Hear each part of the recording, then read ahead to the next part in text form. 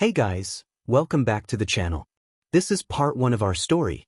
If you like this What If story and want to see part 2, let me know in the comments below. Before we start, don't forget to like, subscribe, and share this video with your friends.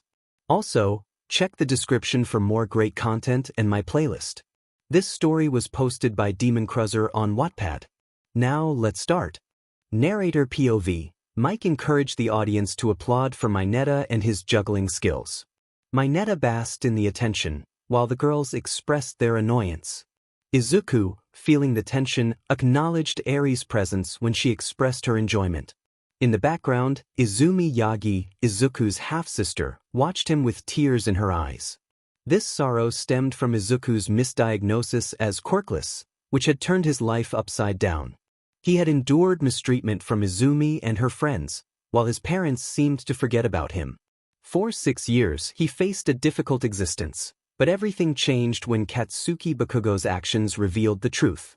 Inko and her husband, 𝐒𝐮𝐬𝐲𝐸, recognized their mistakes and sought to make amends, but Izuku's biological father intervened with lawyers.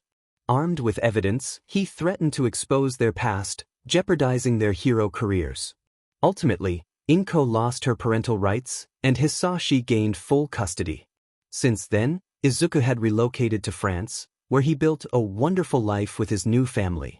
Now, he returned to Japan to attend UA, determined to prove himself as a hero and showcase the strength forged from his past. With his newly awakened quirk, he demonstrated his potential, though he concealed the true extent of his abilities. Shoka checked on Izumi, who expressed her longing to be closer to Izuku, feeling restricted by their teacher and classmates. Katsumi voiced her frustration, insisting they needed to support him. Shoka reminded them of the rules, while Izumi lamented her situation. Katsuki, with a confident smirk, declared his intention to prove his superiority. Shoto observed Katsuki's expression with concern. Mike announced that the next participant was Izuku Midoriya, prompting Izuku to express his surprise at being called. Eri encouraged him, and Momo and Ochako joined in, urging him to showcase his talents. Izuku acknowledged that his secret would soon be revealed. Inko, worried, asked 𝐒𝐮𝐬𝐸 if Izuku would be alright, to which he replied that he had seen Bakugo acting suspiciously near the sign-up sheet. Inko insisted that Bakugo should be expelled, while 𝐒𝐮𝐬𝐸 agreed, recalling the scar he had given Izuku. Mike urged Izuku to show his abilities, and Midnight cheered him on. Izuku decided it was time to reveal his secret. As he grabbed his phone, a melody began to play. He titled his performance, "Look at Me Now." The audience was taken aback by Izuku's singing, surprised by this newfound talent. The lyrics spoke of resilience and determination, reflecting his journey and the struggles he had faced. Each line resonated with those who had doubted him, and he directed his gaze toward Izumi and her friends, who felt a mix of regret and longing. As the song concluded, the room erupted in applause, and Izuku smiled at the crowd. Mike praised his performance, and Izuku thanked him. Midnight inquired if he had more songs, and Ochako encouraged him to share. Izuku agreed, teasing that he would sing one not about a specific person. The girls, who had feelings for him, eagerly anticipated the next song. Izuku introduced "Intoxicated," and the music began. The lyrics conveyed deep emotions, leaving Katsumi, Shoka, and Izumi hoping that the song was meant for them. As the HRM listened to the song, they couldn't help but imagine Izuku singing it to them. In a room filled with frozen expressions, time seemed to fracture. They were enveloped in a conversation where words flowed past them. With Izuku, they felt like they were the only ones present, as if he hailed from another world. He made them feel a sense of exhilaration, as if they were soaring high into the sky. Izuku's performance captivated the crowd, and Eri approached him, showering him with praise that brought a smile to his face. Meanwhile, Katsuki seethed with frustration, feeling humiliated. He charged toward Izuku, shouting angrily, expressing his disdain and wishing for his downfall. The teachers were slow to react, but they noticed Izuku instinctively placing himself between Eri and Katsuki as he dashed forward. With a powerful strike, he hit Katsuki in the stomach, pinning him down and rendering him unconscious before kicking him aside. Izuku turned to Eri, checking on her well-being. She assured him she was fine, and he expressed his relief. Aizawa, concerned, asked if Izuku was okay, to which he replied affirmatively. 𝐒𝐮𝐻𝐸 then announced Katsuki's expulsion from UA and his blacklisting from all schools, along with impending legal consequences.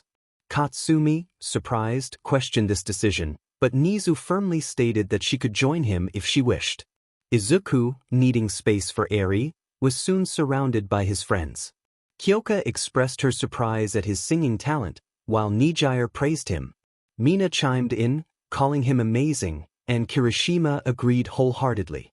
Inko, Izuku's mother, called him just then, and he asked Aizawa for permission to take the call.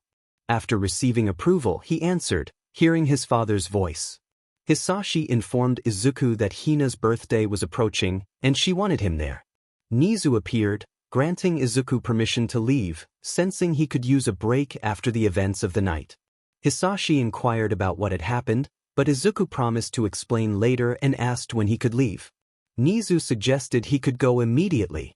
Izuku quickly packed his suitcase, grabbing a small box from his closet, feeling it was the right time to do something special. As he left the dorms, he encountered Uncle Mirai, who was ready to take him to the airport. They departed, and Izuku felt uncertain about what awaited him after he left. The following morning, Class 1A gathered for breakfast, enjoying a week off from school. Mina remarked on the much-needed break, while Momo noted the events of the previous night. Katsumi mentioned her brother's arrest, and Iida pointed out it was his own doing. Denki teased Izumi, who denied being involved, while Ochako expressed skepticism about her innocence. They speculated about Izuku's whereabouts, wondering if he was still resting after the previous night's events. Iida suggested they should check on him. Just then, Inko and All Might entered the room, prompting Izumi to call out to them. Inko asked where Izuku was, and Shoka informed her he hadn't come down yet. All Might suggested they should find him, but Denki cautioned against it, recalling past incidents. Momo agreed it could be a bad idea, but Inko insisted on speaking to her son. Katsumi decided to join her. The class realized this could lead to trouble, and Iida contacted Aizawa to inform him of the situation. They rushed to stop Inko as she approached Izuku's door and knocked, pleading for him to respond. All Might joined in, urging Izuku to answer his mother. Using her telekinesis, Izumi opened the door, revealing an empty room with Izuku's belongings missing. Panic set in as they called out for him, with Inko expressing her concern for her son. Mina then discovered a letter addressed to Yaoyorozu. Izumi insisted on reading it, and Mina handed it over. The letter explained that if they were reading it, it meant Izuku had left, having received a call from his father about Hina wanting him for her birthday. He reassured them that 𝐒𝐮𝐻𝐸 had given him permission to go and would return in a week. He also mentioned that any past relationships were overdue to recent events. Momo thought it was rather sweet. Mina noted how his little sister wanted him there. 𝐾𝐭𝐤 agreed, and Toru pointed out the pictures. Remarked on how much Izuku resembled his father.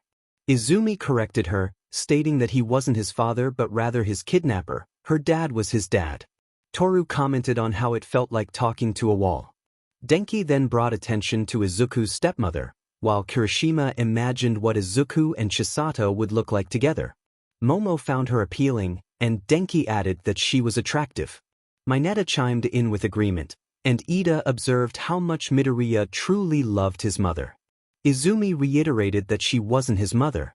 Ojiro suggested they check out another picture, imagining Izuku and Hina.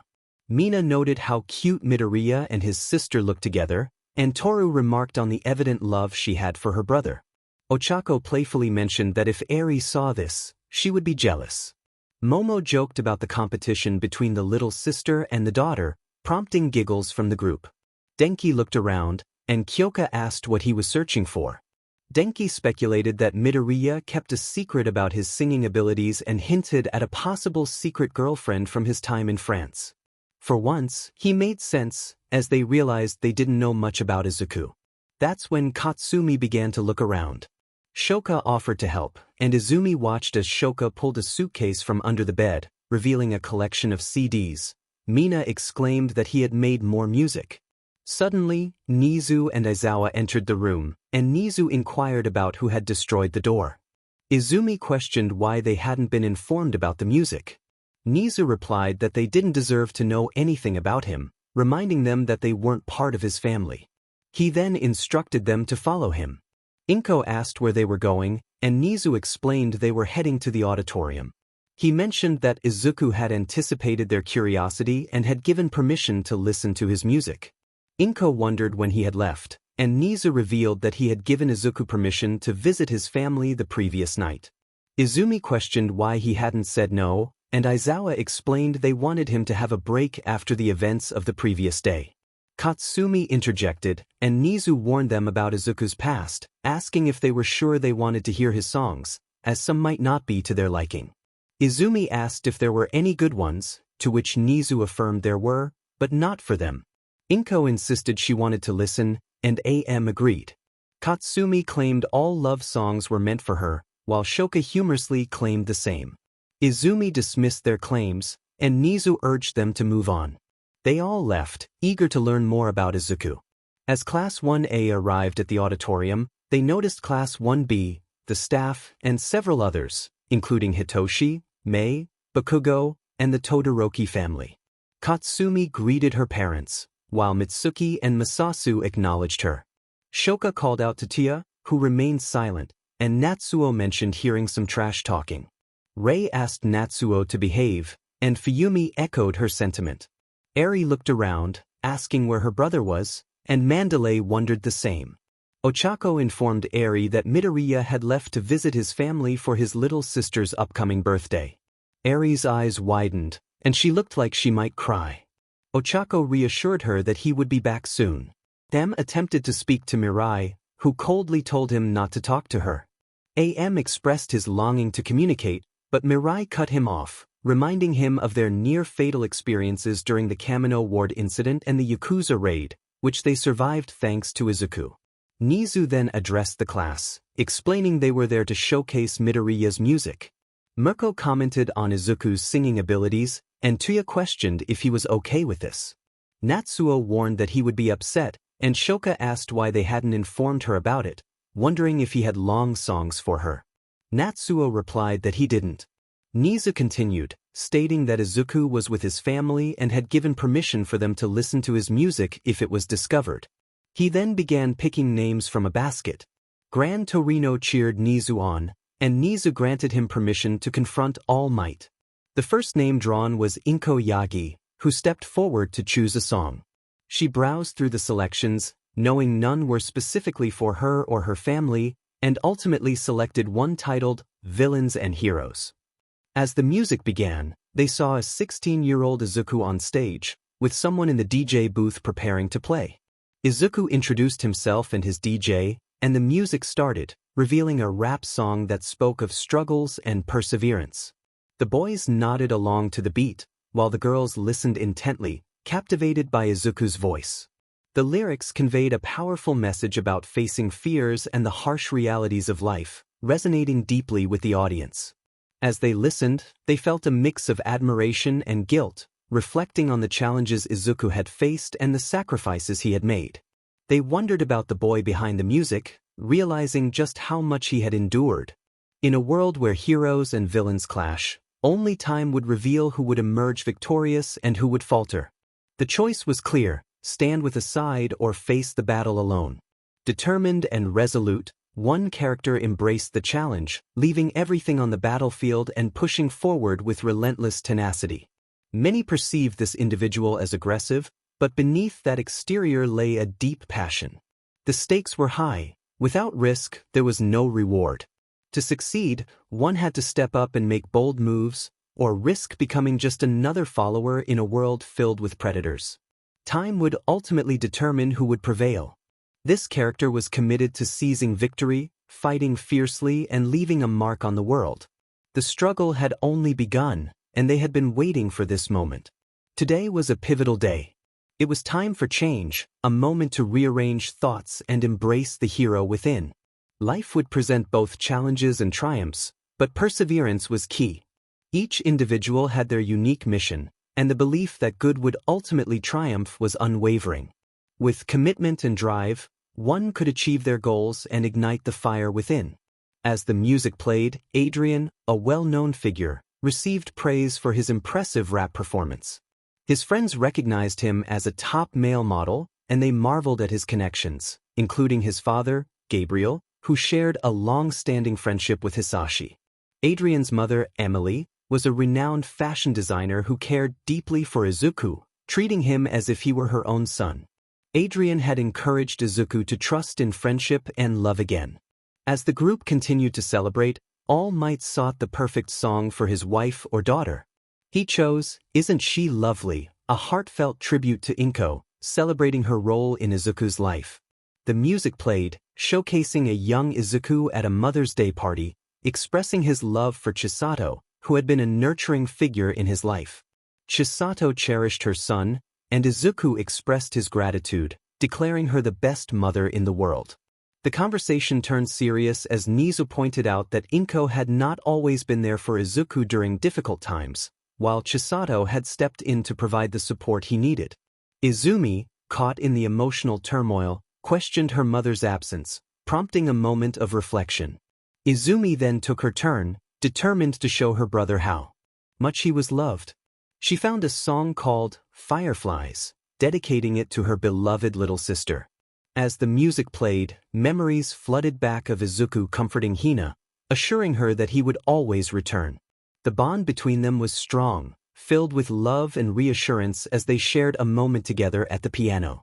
Music began to play as Izuku and Hina shared a moment of joy. Hina expressed her delight, and Izuku embraced her, finding her adorable. Hina affectionately called him Oni-chan, and Izuku wished she would always remain close to him. Hisashi reassured them that she would never leave. Izumi felt a wave of emotion but was met with laughter from everyone around.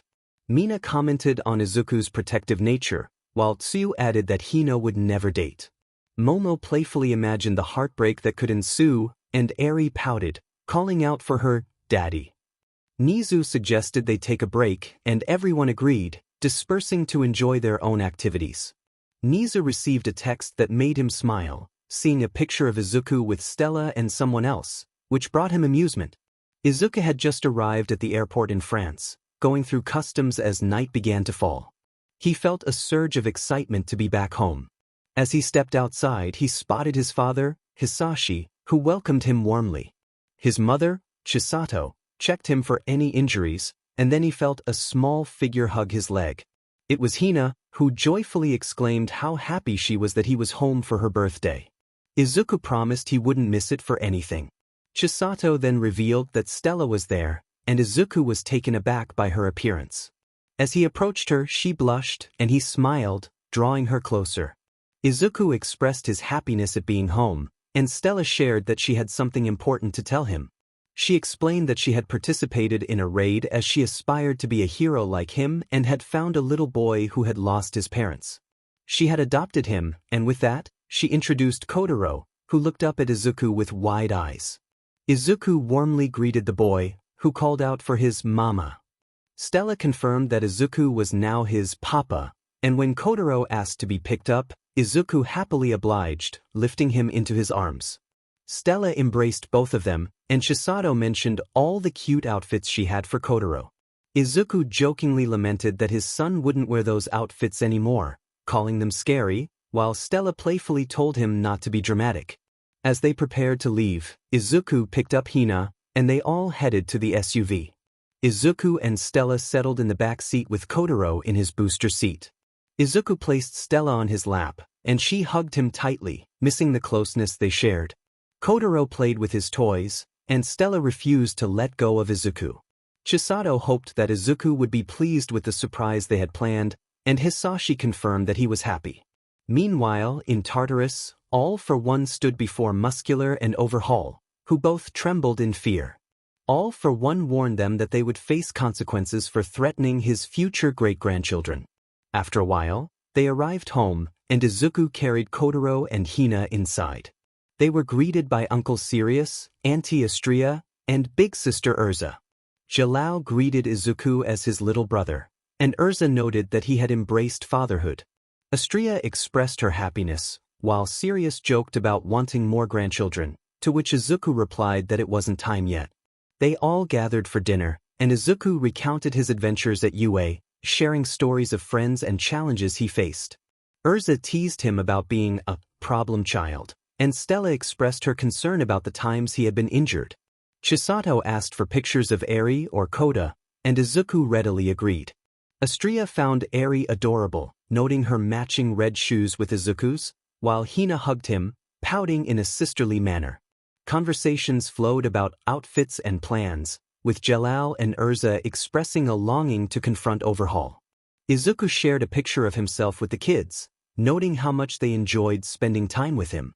Stella teased him about teaching Kotaro to fight, and Hisashi proudly acknowledged his son's bravery.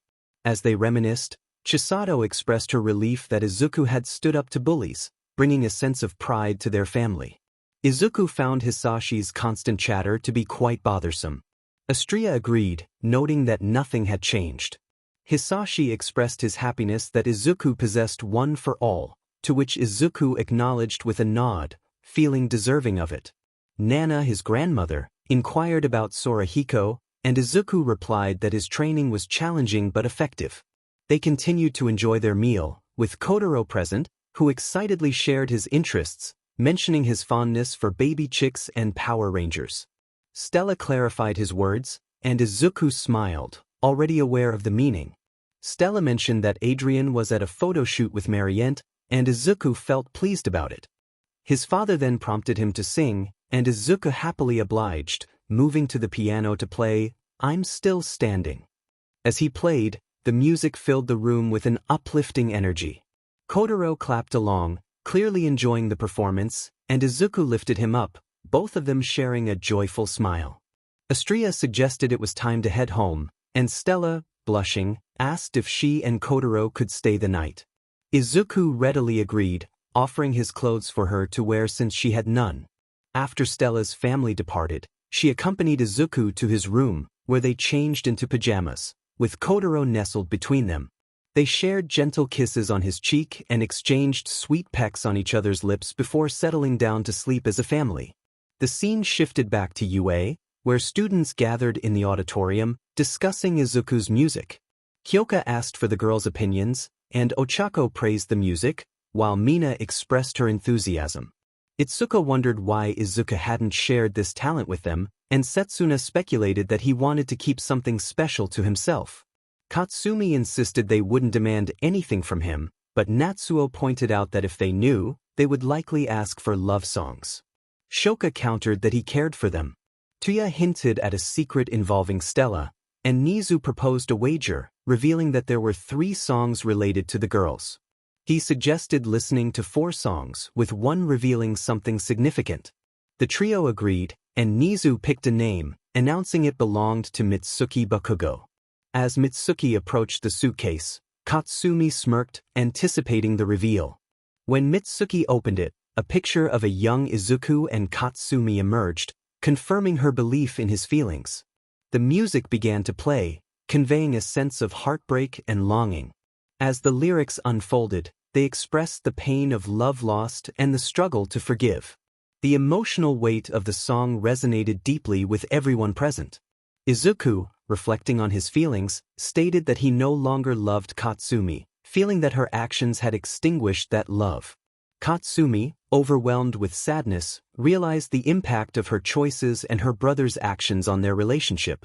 Nizu, observing the situation, reiterated that Izuku's feelings had changed, leaving Katsumi to confront the reality of her loss. Those 2 songs convey the message that he will not love you. Rei Todoroki inquired about the name of the song, and Nizu responded that it was called "It's Over." She approached the suitcase and found the song, playing it as they observed Izuku standing in front of a memory album filled with pictures of him and Shoka. He took the album and discarded it into a trash can, then grabbed a lighter to set it ablaze. As the music played, the lyrics echoed the feelings of loss and finality, expressing that they had run out of time and reasons to be together. Izuku wished he could erase his memories of them, feeling the weight of heartbreak. Shoka broke down in tears, while Shoto expressed his anger, vowing to make Izuku remember what he had forgotten. Shoka, overwhelmed with emotion, blamed Shoto for their situation, feeling that he and another had caused Izuku pain. Nizu suggested they pause and continue tomorrow, but Izumi insisted they proceed. The next person to choose a song was Tuya Todoroki, who already knew it would be "Thank You for the Broken Heart." He found the song and played it, revealing Izuku in a studio, standing in front of a microphone, ready to sing. As the music began, Izuku reflected on the lessons he learned about love and pain, acknowledging that his experiences shaped him. He expressed gratitude for the broken heart, recognizing that it taught him how to let go and start anew. With each note, he conveyed his journey of healing, smiling at the camera as he sang the next part, looking at someone special behind the lens. The song emphasized that without the heartbreak, he wouldn't have found the love of his life, celebrating his growth and resilience. After the performance, Izuku felt a sense of liberation, finally able to move on. Someone off-screen expressed gladness for him, prompting curiosity among the group about the girl he mentioned. Mina noted the presence of a girl's voice calling him Ikki, while Momo asked who she was. Tuya revealed that she was his girlfriend, surprising everyone. Natsuo explained that he and Tuya had visited Izuku in Paris 2 years prior and had met her, praising her beauty and expressing pride in Izuku's progress. Denki asked for pictures of her, and Natsuo shared that he only had photos of them together. Tuya showed the pictures, and they all marveled at how far Izuku had come. Nizu noted that Izuku had sung a song confessing his feelings, and the next person to choose a song was Natsuo Todoroki, who selected Just the Way You Are. As the song played, they saw Izuku and Stella, both around 14, sharing a moment in a living room, capturing the innocence of young love. Izuku called out to Stella, expressing his longing to sing her a song and asking her to remain silent until he finished. As the music began, he sang about her beauty, describing how her eyes sparkled like stars and her hair fell perfectly without effort. He conveyed his admiration, wishing she could see herself through his eyes. Each time she asked if she looked okay, he reassured her that she was amazing just the way she was. As the song ended, Izuku confessed his love for Stella and asked her to be his girlfriend. She happily accepted, and they shared a joyful moment together. Their friends cheered for them, while Izumi and her friends ran off, tears in their eyes, pursued by their mothers. Nizu suggested they continue their activities the next day, and everyone agreed before leaving, except for Tuya, Natsuo, and Nizu, who discussed the rest of the 𝐒𝐮𝐬. The next morning, Izuku woke up to find Kotaro sleeping on his chest and Stella beside him. He moved quietly to use the restroom and change clothes before heading downstairs to prepare breakfast. 30 minutes later, Kotaro woke Stella, who greeted him affectionately. They decided to look for Izuku, and after Stella changed into her clothes, they found him setting the table. Izuku explained that he wanted to surprise them with breakfast, but his mother playfully reminded him that it was her job. Kotaro reassured his father that Grandma wasn't mad. They all sat down to enjoy the meal, and Izuku fed Stella, Kotaro, and his little sister, cherishing their time together. Izuku suggested they do something fun as a family, and Stella agreed, recalling her promise to take Kotaro to the zoo.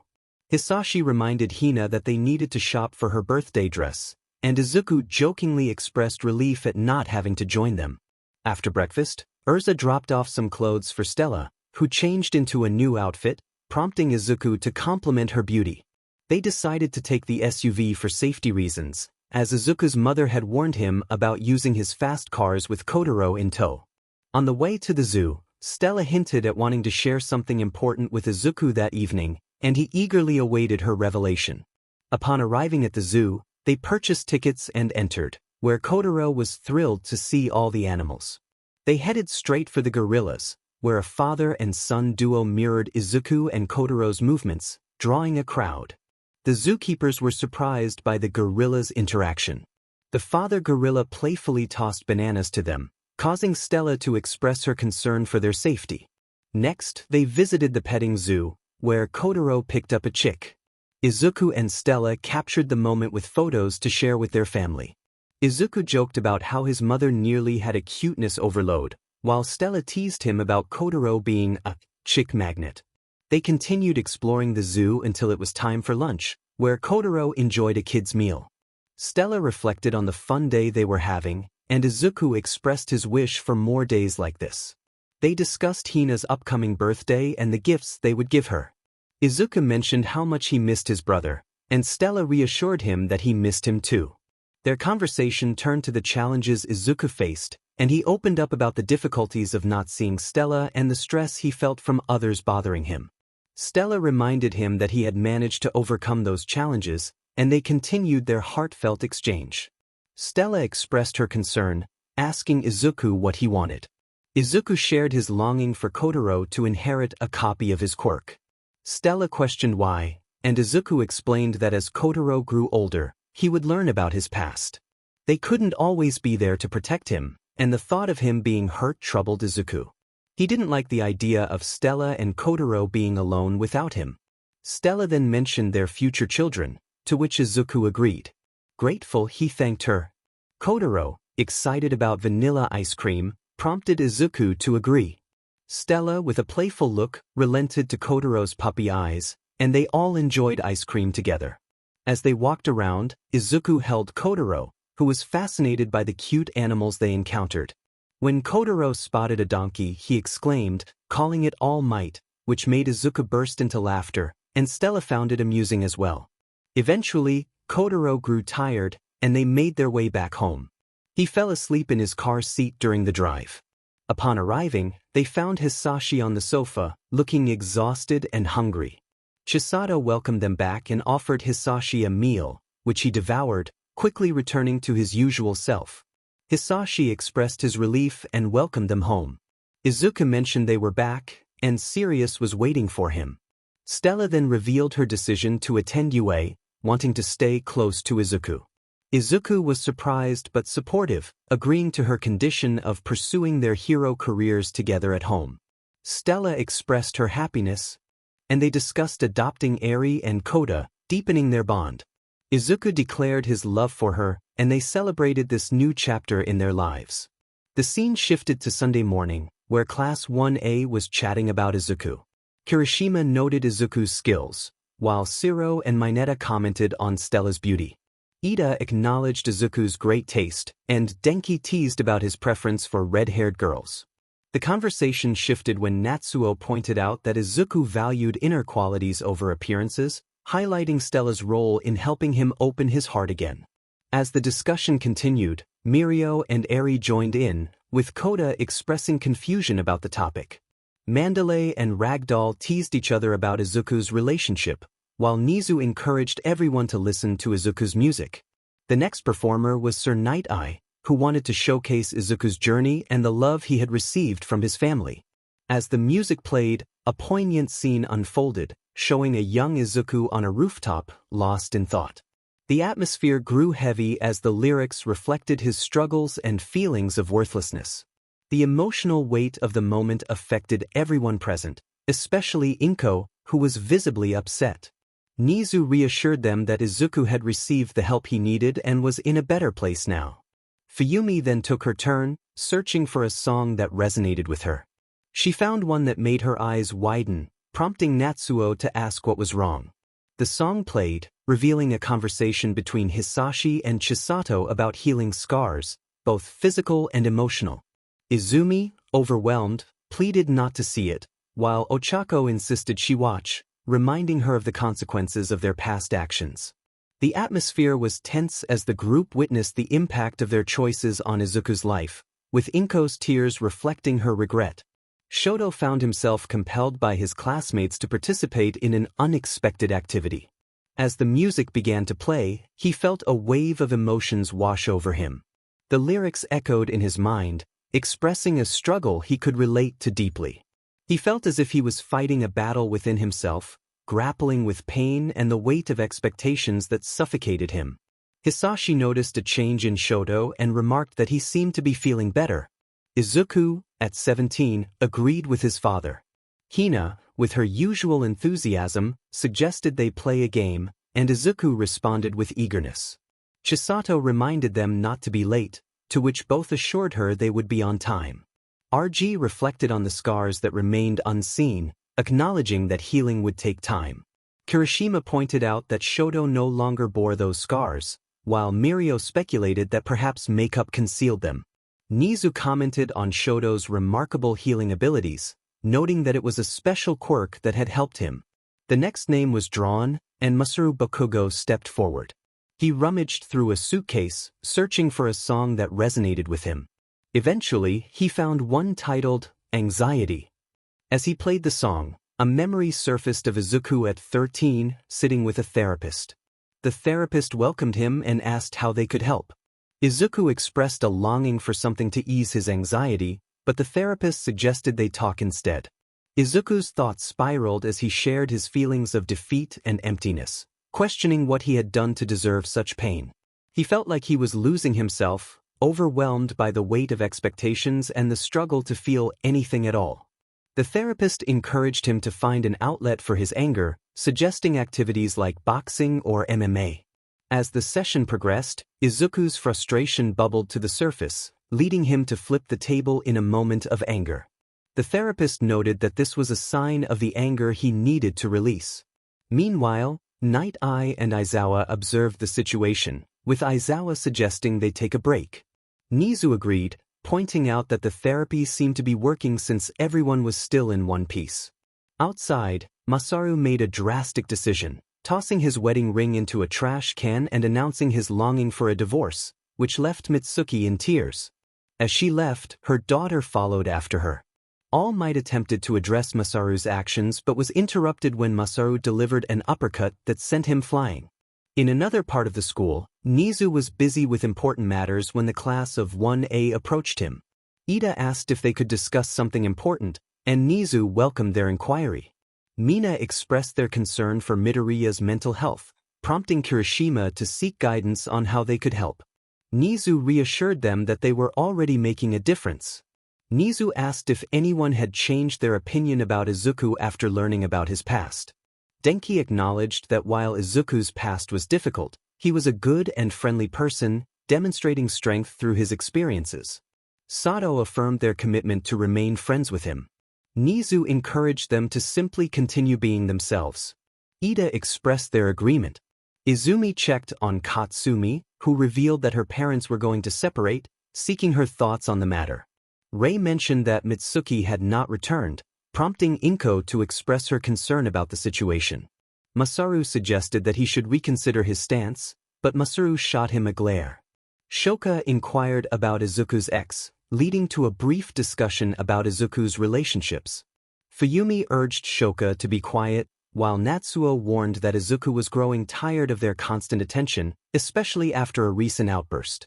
Aizawa noted that Izuku was contemplating attending a hero school in Paris, which shocked everyone. Eri and Kota voiced their disapproval, and 𝐒𝐵𝐺𝐸 defended Izuku, insisting they should not crush his dreams. Izumi felt emotional at the thought of losing him, and Inko echoed her sentiments, promising to respect his space. 𝐒𝐮𝐬 then suggested they move on. Katsumi remained silent as she searched through a suitcase for a suitable song. She found one and handed it to 𝐒𝐮𝐬, who announced that the song was titled, "Thank You for Hating Me." As he played the song, they saw Izuku in front of some pictures from his past. He discarded them into a trash can and watched as they burned away. Masaru noted that Izuku had moved on. Tuya remarked that their own pasts were not as fortunate. Natsuo and Fuyumi expressed relief that those painful memories were now gone forever. 𝐒𝐮𝐬 prompted them to continue, and he picked another name, Shota Aizawa. Aizawa decided to see what the next song would reveal and rummaged through the suitcases until he found one. He mentioned that it was dedicated to Izuku's brother. Inko pointed out that he did not have a brother, while Izumi speculated it might be for Katsuki or Shoto. Aizawa played the song, which featured a young Izuku with a boy named Adrian, who invited him to play with his dog. As the music played, it reminisced about their childhood, highlighting their bond and the promise of always being there for each other, regardless of the paths they chose. Adrian thanked Izuku, who affirmed that he considered Adrian his brother. They shared a high five before going their separate ways. Rei observed Shoto's silence, recalling his own past with Izuku, now shared with someone else. Mineta suggested they should be grateful to Izuku for bringing them together, and Toru questioned his reasoning. Eri wondered if that meant Izuku was her uncle, while Kota remarked on the idea of having a model uncle. 𝐒𝐮𝐲𝐸 then announced the next person to present was 𝐼𝐻𝐵. 𝐼𝐻𝐵 expressed curiosity about what Izuku had chosen and searched through the suitcase until he found a song. He decided on one that featured Izuku's girlfriend, surprising everyone with the revelation. He played the song, showing a scene of a 16-year-old Stella and Izuku on a mountaintop, gazing at the night sky. Stella brought 𝐼𝐻𝐬 to a special place for a reason. She wanted to share a song with him. As the music began, she expressed her feelings through the lyrics, conveying how she still heard his voice and felt his presence even in her dreams.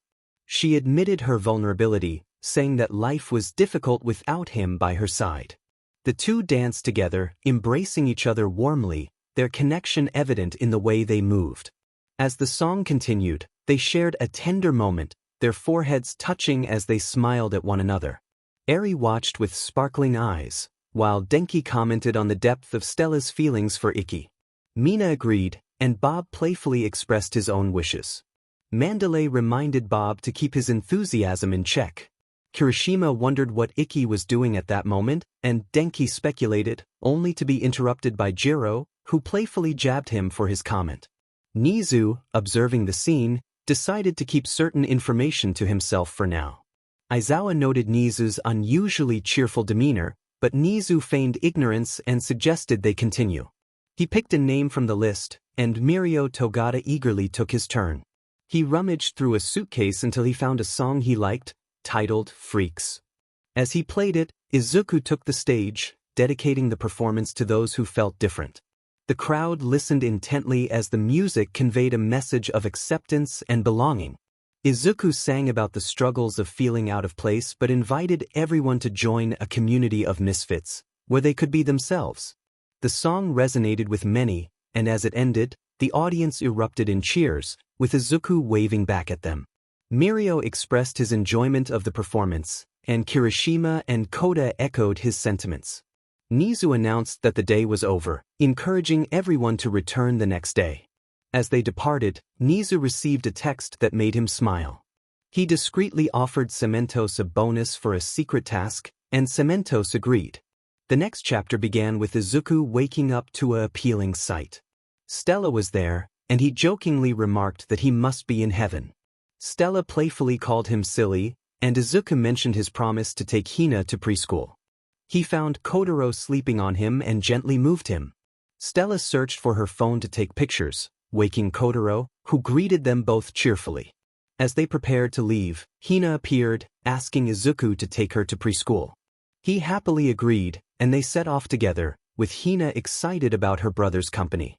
Upon arriving at the preschool, Izuku noticed a group of boys vying for Hina's attention, which made him protective. He asserted himself, telling them to let go of his sister, drawing amused reactions from the parents nearby. Returning home, Izuku found Stella with Kotaro and a few others. He quickly explained the situation with Hina.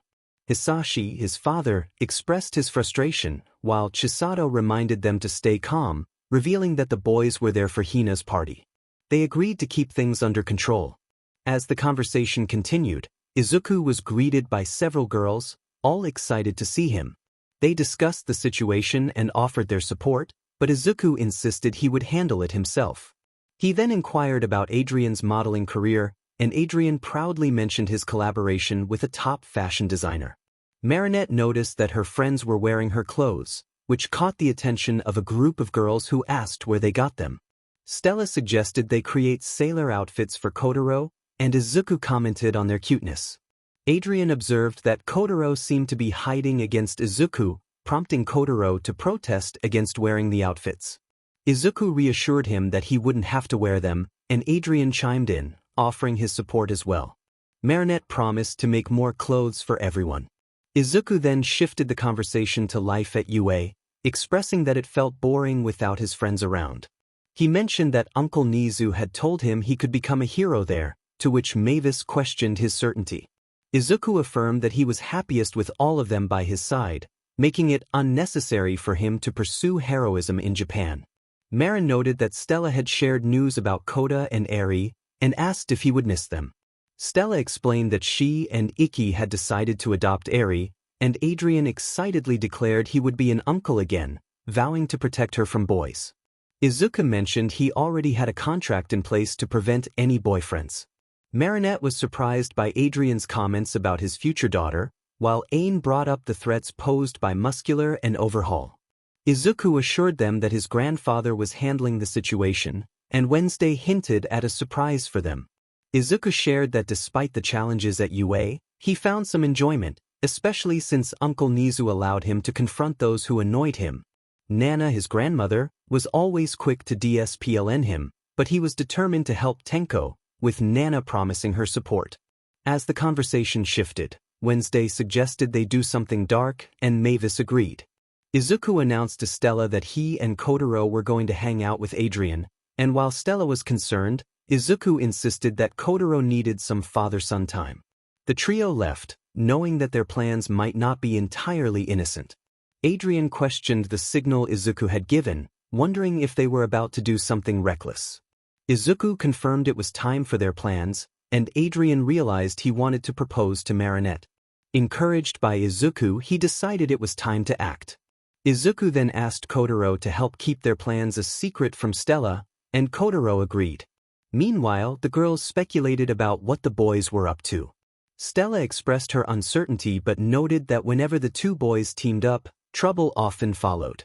Marinette reassured her that they wouldn't do anything dangerous with Kotaro along. Stella recalled their recent trip to the zoo, where the boys had made friends with the gorillas, raising concerns about their antics. Mio then shifted the topic, wanting to discuss something with Stella. Stella anticipated that it was about Mavis's feelings for 𝐼𝐻𝐬, but she assured them she wasn't upset since 𝐼𝐻𝐬 had already created songs for them. Marinette asked about those songs, and Stella warned that if anyone made her boys cry, she would take action. They decided to grab some coffee together. In the auditorium, everyone gathered to listen to Izuku share more about his past. Although he was happier with his new family, he still felt sadness about his previous life. Nisa began the meeting by announcing that 𝐿_1 had stolen Bakugo's quirk, which shocked everyone. He also mentioned that 𝐿_1 wanted to speak with someone, and despite some objections, it was decided that Izuku would be the one to talk to him, as he had information about wanted individuals. Minoru Mineta was called up next, and Mandalay mentioned that Kota enjoyed his game. Mirio suggested that Eri watch a princess movie, but Mineta was eager to share something. He found a suitcase filled with songs and chose one that he knew would raise eyebrows.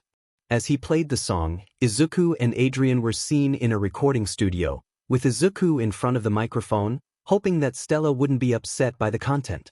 As the music started, the atmosphere shifted, and the girls felt a mix of emotions, unaware of the deeper implications behind the song. The neighbors likely know his name, given the commotion that fills the air. The way she expresses herself, filled with excitement, surely causes a stir. They might be stressed while he and his partner share an NTMT moment, but he can't help but think that the neighbors are aware of his presence. He takes a pillow, knowing she is thrilled. If she bites down on it, their sounds will be muffled, and they both understand the depths of their connection. With the music playing loudly, she can't help but express her joy, her body a captivating puzzle he is eager to solve. The phone could ring all night, and while others might knock or complain, he is confident that the neighbors are well aware of him. As he moves with her, the walls seem to vibrate with their energy, and sometimes she calls him by different names, each one a testament to their shared moments. He knows that when everything is said and done, the neighbors will remember him. The atmosphere is electric, and while he engages with her, the sounds of their passion echo through the walls, causing others to react. Some might laugh or comment, but he remains focused on the connection they share. As the music shifts, he finds himself on stage, dressed sharply, addressing the crowd with enthusiasm. The performance begins, and he invites everyone to enjoy the moment, the stars above them witnessing their dance. The ambience is filled with warmth as he expresses his feelings through song, creating a magical atmosphere. The crowd is captivated, cheering him on as he pours his heart into the performance. With each note he feels the energy rise, and he encourages everyone to embrace the moment. The cheers grow louder, and as he wipes the sweat from his brow, he acknowledges the excitement around him. His friends react with admiration, some teasing, while others express their surprise at his charm. The playful banter continues, but he remains focused on the joy of the performance, knowing that this is a moment to cherish. As the next performer steps up, the energy shifts again, and the anticipation builds. The music starts, and the atmosphere is charged with excitement. The crowd is ready for more, eager to see what unfolds next. Is it strange that a certain piece of clothing reminds someone of a Katy Perry song? Every time that person changes, melodies fill their mind. They crafted a song while gazing at someone special, feeling inspired. Each time that person changes, those melodies play on repeat, and the song was born from that admiration. As the boys were pulled away, they noticed the girls gazing at them with heart-shaped eyes, exchanging thumbs up in approval. One boy, feeling bold, teased his friend about his current situation, prompting a playful reaction from a girl nearby, who blushed and crossed her arms and legs in response. She called him an idiot, while another character assured her that the boy was not what she thought. When asked how he could be so sure, the response was that it was a secret for now, and they should move on. The teacher picked a name from the list, and a girl eagerly claimed her turn, excitedly searching through a suitcase for the perfect song. She found one that caught her attention and decided to play it, while another boy stood in front of a girl, making her blush.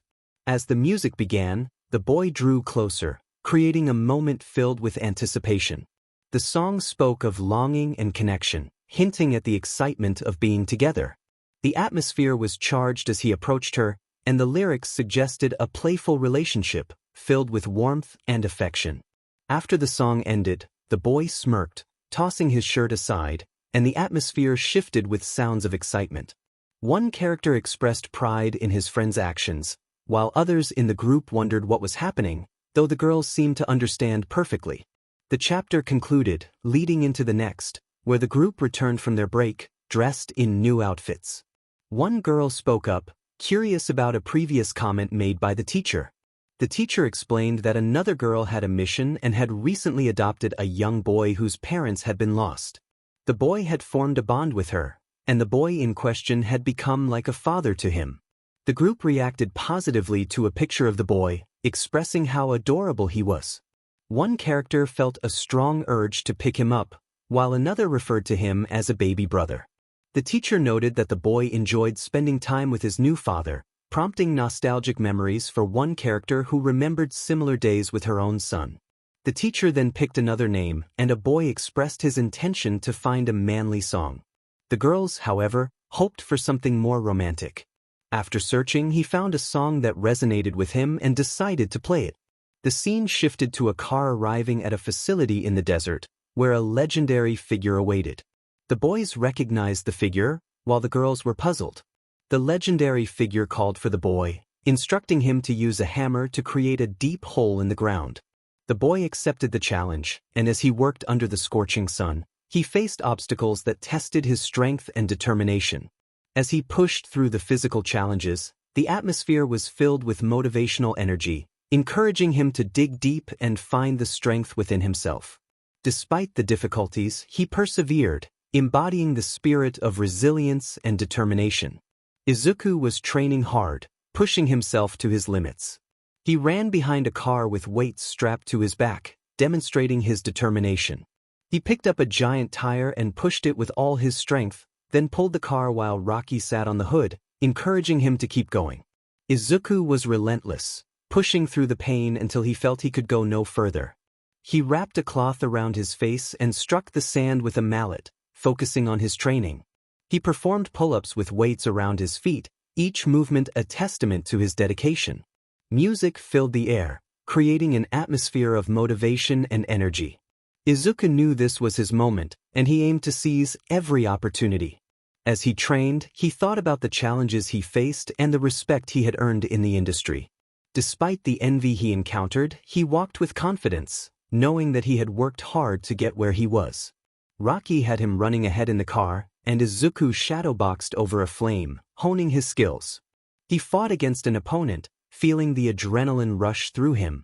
He was determined to push through any obstacle in his path. Later, Izuku sat with his family, sharing a moment of joy with Hina, who smiled at him. However, they noticed his bruised knuckles and the toll that training had taken on him. He immersed himself in an ice bath, grunting as the cold water stung his skin, but he knew it was part of the process. As he continued to train, he felt the weight of his ambitions. He was determined to rise above the challenges and prove himself. His thoughts raced as he prepared for the next phase of his journey, knowing that every verse he wrote and every effort he made brought him closer to his goals. Izuku was now performing pull-ups with ease, running faster than ever. He managed to knock out a larger opponent, feeling a surge of victory. He was relentless, refusing to back down, even when the pain threatened to overwhelm him. Hanging from the pull-up bar, he endured the strain, determined to stand tall. He would not fall, he would rise to the occasion. As Rocky approached, Izuku prepared himself, ready to face whatever challenges lay ahead. The music played on, fueling his determination. Kirishima and Tetsu cheered for him, impressed by his progress. Aizawa acknowledged his growth, while Midnight noted the muscles he had gained.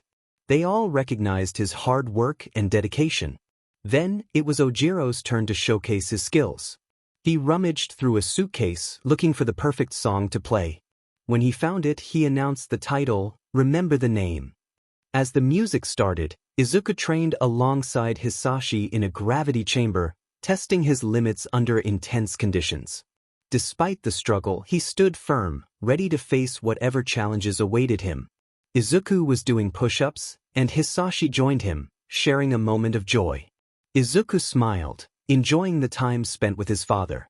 He was determined, knowing that success was a mix of luck, skill, willpower, pleasure, and pain, all contributing to the reason to remember his name. With a blndfld on, Izuku attempted to dodge Hisashi's playful swings with a plastic bat but found himself struggling. Each time he was brought down, Hisashi would lift him back up, encouraging him with a gentle pat on the head. Izuku didn't seek fame, he simply wanted to be heard, expressing himself through his passion. He felt different from others, often misunderstood, but he remained focused on his goals and the stories he wanted to tell. As he trained, Izuku found himself tied by his ankles with weights, pulling himself up with determination. He was not one to talk much, often overlooked, but he was driven by his craft. He never sought help or respect. He was committed to his art, and his skills were beginning to shine. Izuku transitioned into handstand push-ups, sweat dripping from his brow, but he pressed on. He knew that success required effort and dedication. Hisashi joined him in doing pull-ups, both of them pushing each other to improve. They were a team, each striving to reach new heights. In the gravity chamber, Izuku and Adrian sparred, laughter filling the air as they exchanged playful blows. Izuku was not an ordinary fighter. He knew how to maximize his abilities and was on a path to greatness. He often faced questions about his name, but he was living proof of his talent, ready to make his mark. With Stella perched on his back, Izuku continued his push-ups, their camaraderie evident as they chatted. He worked tirelessly, pouring his heart into every line he wrote, driven by an inner spark that ignited his creativity. His friends, equally talented, inspired him to keep pushing forward. After a grueling session with 400 times Earth's gravity, Izuku released the pressure and caught a rock midair, showcasing his speed. He was in the zone, focused on his training, dodging Hisashi's playful swings as they engaged in a light-hearted duel. As the training session continued, Izuku accidentally struck the chamber, causing a minor explosion of sparks, but he remained undeterred. Later, Kirishima commented on the bond between Izuku and Hisashi, reminiscing about his own fun times with his dad. Tetsu agreed, while 𝐒𝐮𝐬 expressed concern about the gravity chamber. Kirishima suggested they ask Midoriya for advice when he returned home. Nizu nodded, ready to move on to the next activity.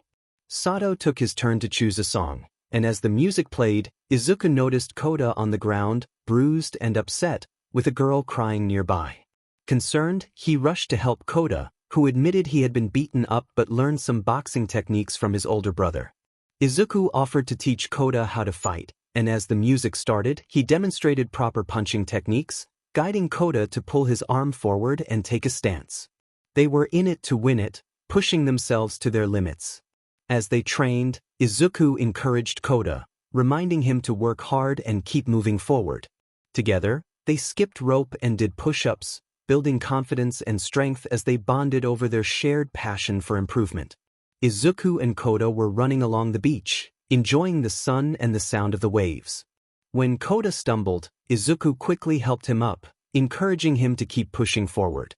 They were determined to show their strength and shine together. Izuku was guiding Koda through an exhibition boxing match, cheering him on as he practiced his punches. Koda was using dumbbells, and Izuku was there to teach him the proper technique. They were both focused on their goal, knowing that they had to work hard to reach new heights. After a workout, they took a break to hydrate, sharing smiles and laughter as they encouraged each other. As they continued their training, Koda was running beside Izuku, giving it his all. The energy was infectious, and they were ready to show everyone what they were capable of. In the boxing ring, Koda landed a solid punch on his opponent, and Izuku lifted him onto his shoulders in celebration, raising his hand triumphantly. The crowd cheered, thrilled to see Koda's progress and the bond he shared with Izuku. Koda felt a rush of pride as he improved, and Izuku noticed his growing skills. After a match, Koda had a moment with a girl who admired him, and he felt a blush creeping onto his cheeks when she hugged him and kissed his cheek. When he turned to Izuku, he worried about what his father might think, but Izuku simply smiled and patted his head, reminiscing about his own childhood. Izuku encouraged Koda, who shyly thanked him. They shared a moment of warmth, and Izuku playfully asked if Koda had a crush on the girl. Koda blushed even more, and their friends joined in the conversation, teasing him about his feelings. The scene shifted as Izuku woke up the next morning, greeted by his son, Kotaro, who needed help. Stella, their friend, was preparing a sailor outfit for Kotaro, which Izuku found too cute.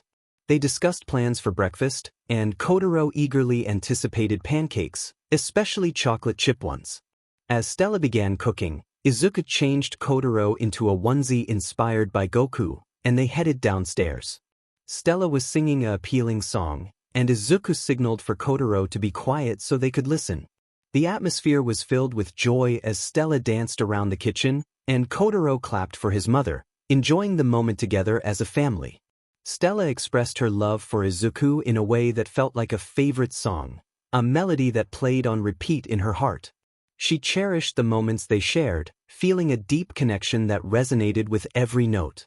No one compared to him. He stood alone in her life, a song that played endlessly in her heart.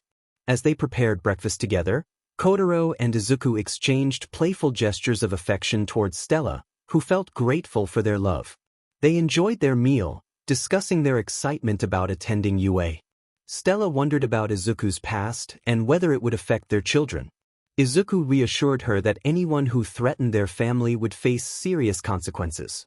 Kotaro insisted that he would protect his mother, but Stella expressed her concerns about Izuku giving Kotaro quirks.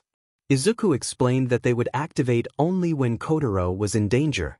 They both understood the worries that came with parenthood, knowing they couldn't always be there for their children.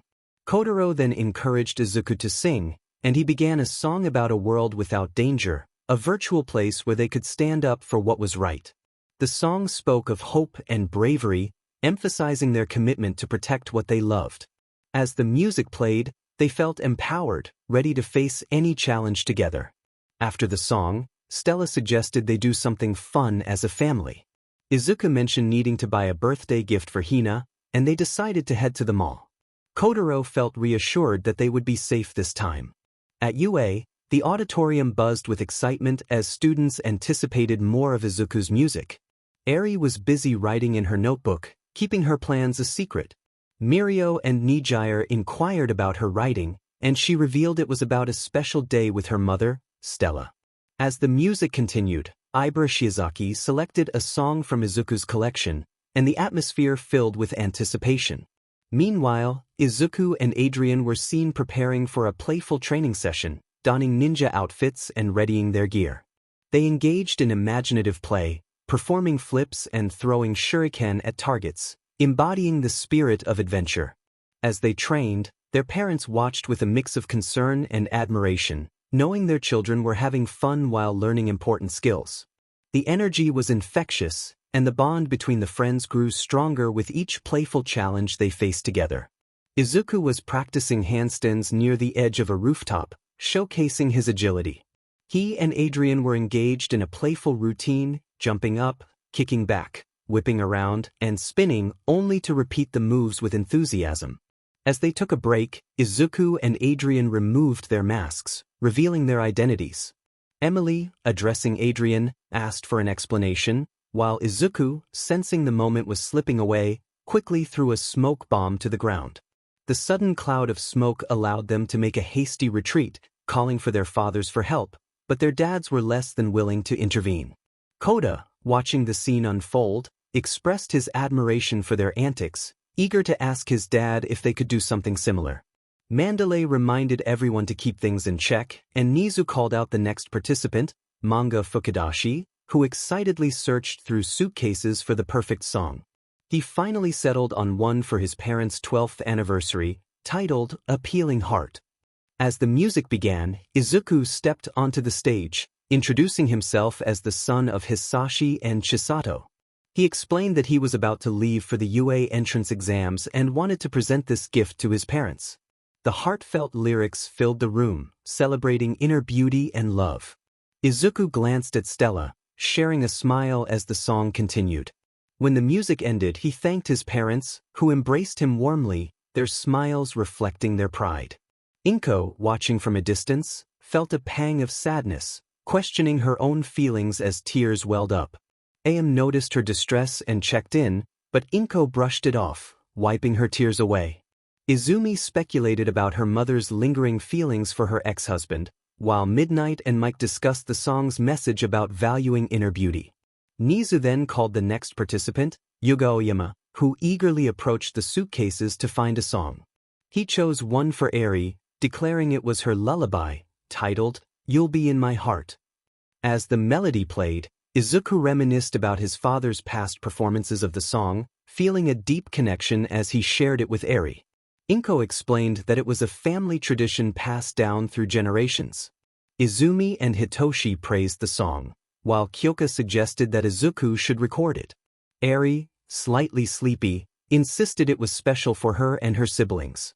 Nizu continued the event, calling on 𝐿𝐴𝐷𝐿, who hesitated before deciding to play his chosen song. As the music filled the air, Izuku sat in his dorm, reflecting on his choices and the journey ahead. He opened a small box from his drawer, signaling a moment of determination as he prepared for what lay ahead. Music began to play softly in the background, setting a warm atmosphere. Izuku thought about the years he wanted to spend with Stella, envisioning waking up every morning by her side. He dreamed of the day he could buy her everything she desired and show her the finer things in life. Their love was strong, and there was no need to rush. He planned to propose when the time was right, with a heartfelt promise that he would mean every word. As Izuku opened a small box, he resolved to propose to Stella the next time they met. His mother, Inko, pointed out that the ring he held was the same one Hisashi had used to propose to her. 𝐼𝐸 admired the ring, and Midnight remarked on the romance of using his grandmother's ring for such a special occasion. Meanwhile, Izumi and her friends ran off in tears, chased by their mothers. Nizu suggested taking a break, and everyone agreed. In the next chapter, titled Hina's Present, the scene shifted to Izuku carrying Kotaro as they entered the mall. Kotaro clung to his father, feeling a bit nervous. Izuku reassured him, and Stella suggested they find a present for Hina. They decided to visit a toy store, with Izuku thinking of toys and Stella considering clothes. They agreed to start with the clothes and perhaps find something for 𝐼𝐸 and Kotaro as well. Upon arriving at the store, Izuku and Kotaro settled in the husband's section while Stella shopped. Time passed, and they found themselves waiting for quite a while. After a long stretch, Stella tapped Izuku awake, revealing that they had spent 4 hours in the store. She had used his card to buy clothes for Hina and 𝐼𝐸, catching him off guard. Once they were ready to continue shopping, Kotaro woke up, his stomach growling. They decided to grab a bite to eat at the cafeteria, enjoying burgers together. Stella wondered if their friends had heard the songs from the ℏ, while Izuku expressed doubt but acknowledged Stella's feelings about sharing him. She reassured him that she was the first to commit to him and looked forward to their future together. They discussed their children, agreeing that Eri and Koda would love Stella. Izuku mentioned that he planned to set rules for their daughters, including not dating until they were 16, which Stella supported. After finishing their meal, they headed to the toy store, where Stella pointed out a section she needed to visit, making Izuku blush. In the toy store, Kotaro found a plushie for Hina, and Izuku searched for something special. They bought the plushie and an outfit, and after a quick trip to the bathroom to change Kotaro, they stumbled upon a pet store. Izuku was captivated by a kitten and decided to buy it, arranging for 𝐒𝐮𝐲𝐽 the next day. Outside, they found Stella with a bag from a clothing store. Izuku playfully told her that a big tiger had escaped, prompting Kotaro to mimic a cute roar that drew smiles from passers-by. Stella laughed, calling it a scary tiger, and Kotaro proudly declared their success in shopping. As they finished their day and returned to the car, Izuku cherished these moments with his family. He promised Stella that they would have many more days like this, and she agreed. Upon arriving home, they were greeted by Izuku's parents and grandmother, who were curious about their day.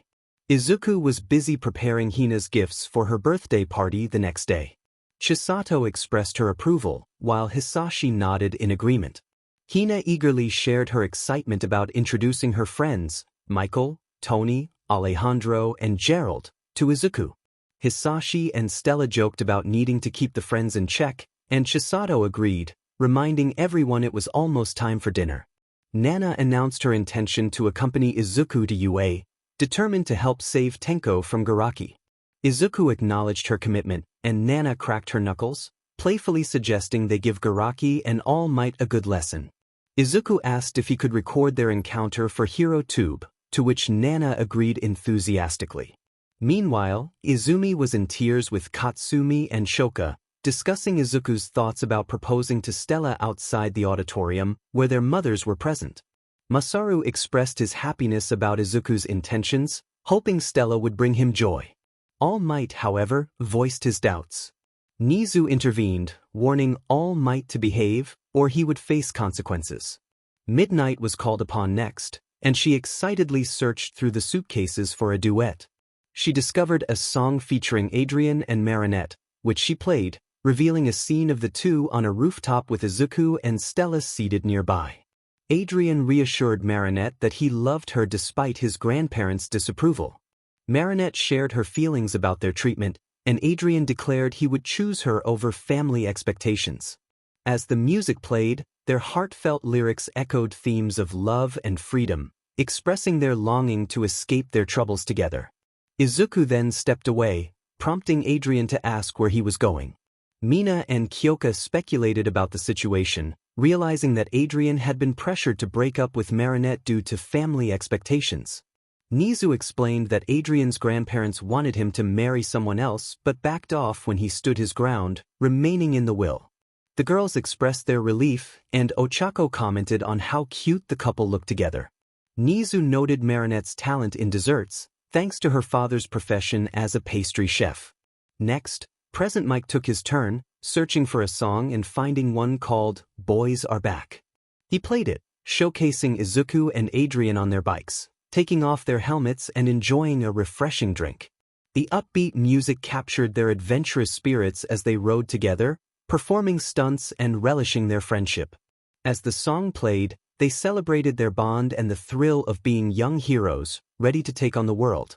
After an exhilarating ride, they stopped, removed their helmets, and exchanged smiles and fist bumps, feeling the excitement of their camaraderie. Shoto observed the scene, but when Tuya inquired about his mood, Shoto simply replied that everything was fine. Natsuo expressed that it was Shoto's fault for allowing Adrien to be seen as a father figure, noting that Adrien was the only one who showed Midoriya what it meant to have a true brother. Shoka interjected, insisting that they had heard enough. Shoto agreed, acknowledging that Adrien was more of a brother to Midoriya than he had been. Shoka, still reluctant, was told to drop the subject. Nizu suggested they move on and picked a name from the list, Hitoshi Shinsho.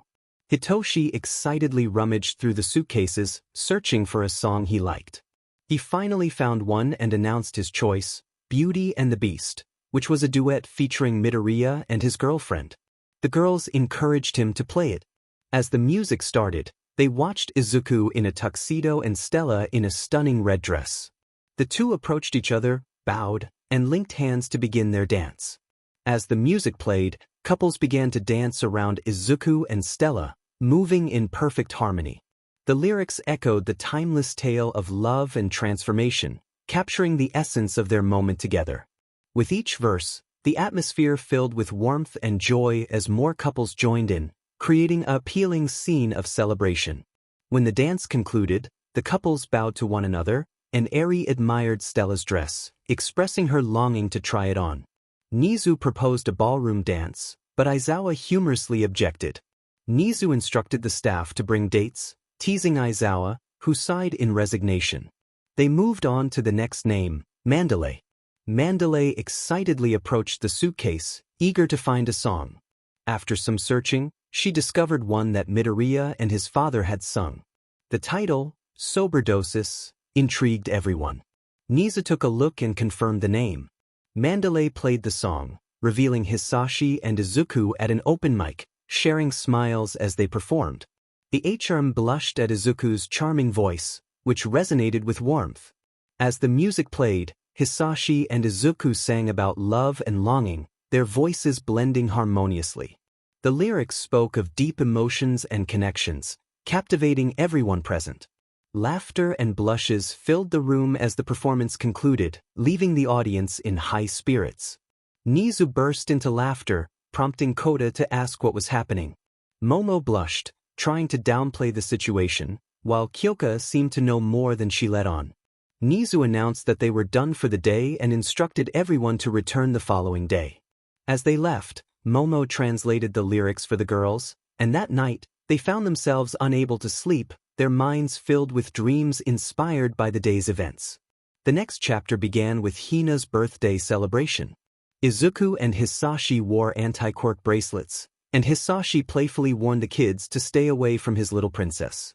Chisato reminded him to behave, and Izuku joined in, acknowledging the importance of keeping Hina safe.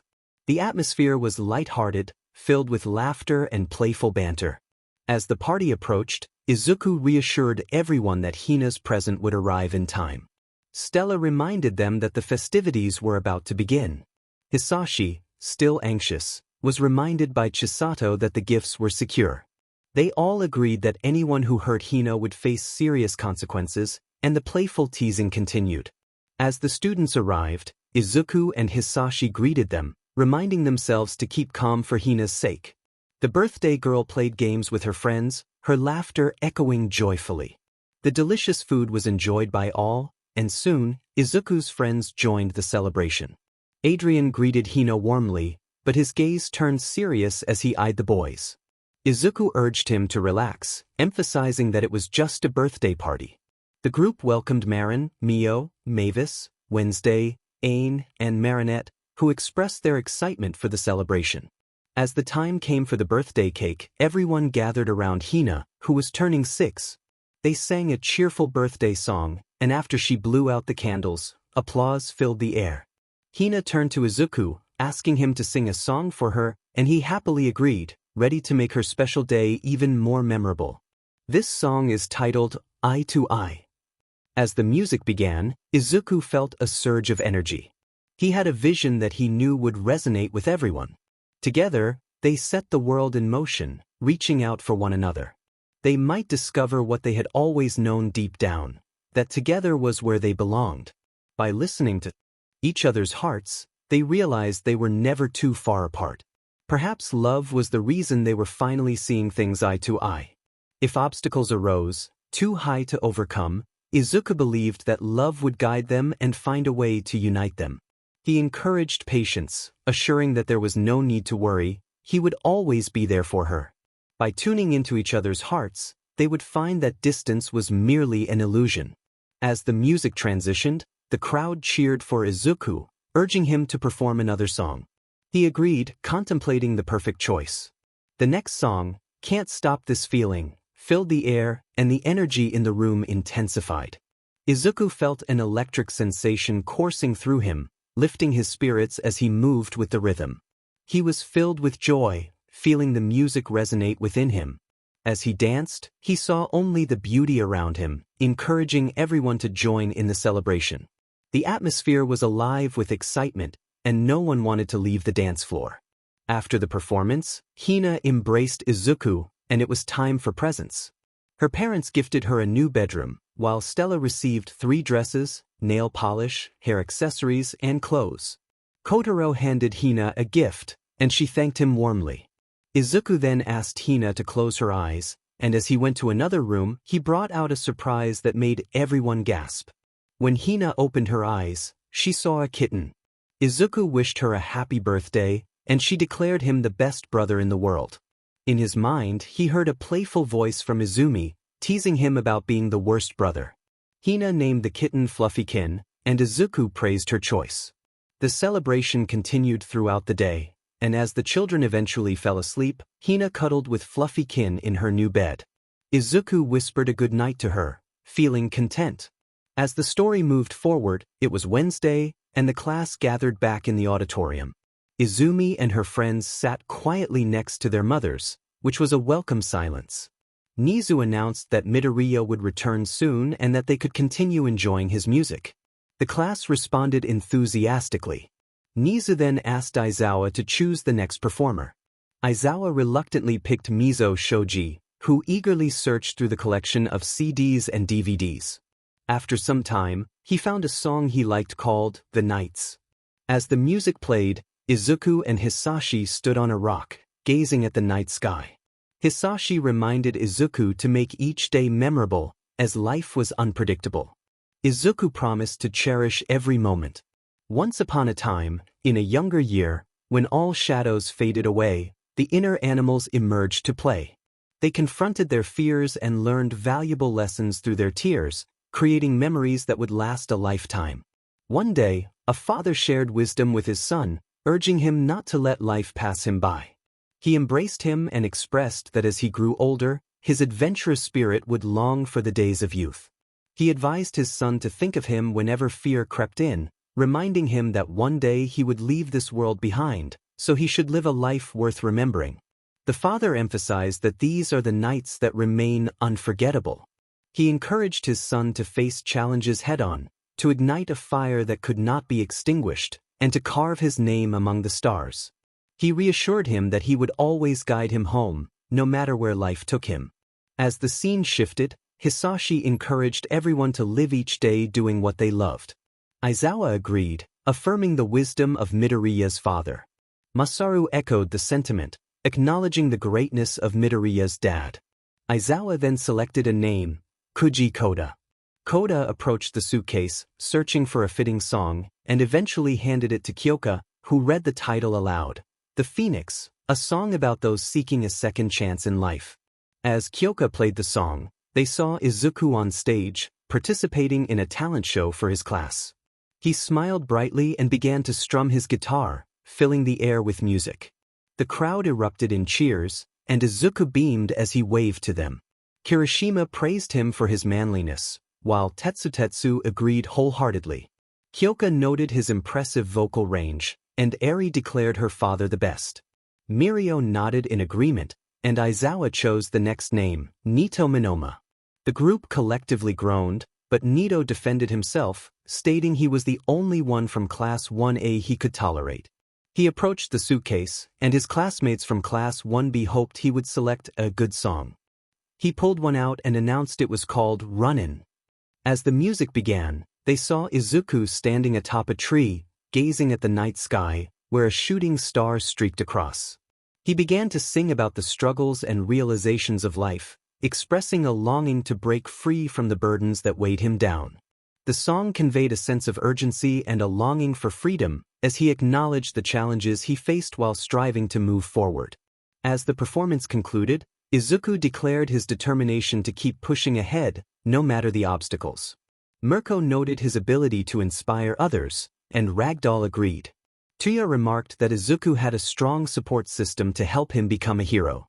Inko reflected on the importance of support, realizing she had not always provided that for him. Aizawa signaled for the next performance to begin, and everyone responded with enthusiasm. Ragdoll eagerly selected a name for the next song.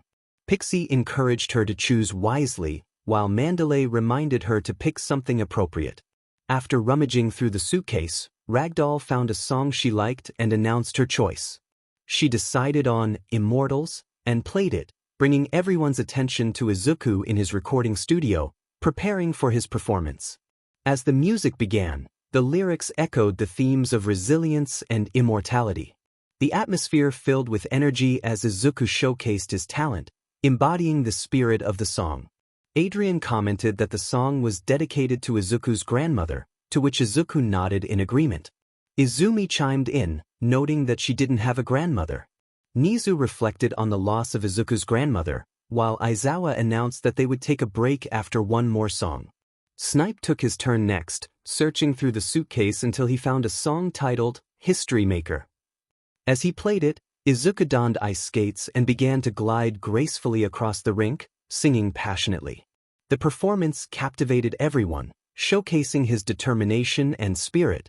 Stella praised Izuku's amazing performance, and Hina expressed her longing to learn from him. Kyoka found Hina adorable, while Momo agreed. Mina noted Izuku's protective nature towards Hina, and Nijire confidently stated that no boys would approach her. Eri pouted, feeling left out of the conversation. Aizawa then suggested they take a break. As everyone returned to the auditorium, they were eager to hear more songs from Izuku, curious if he had any romantic or rap songs.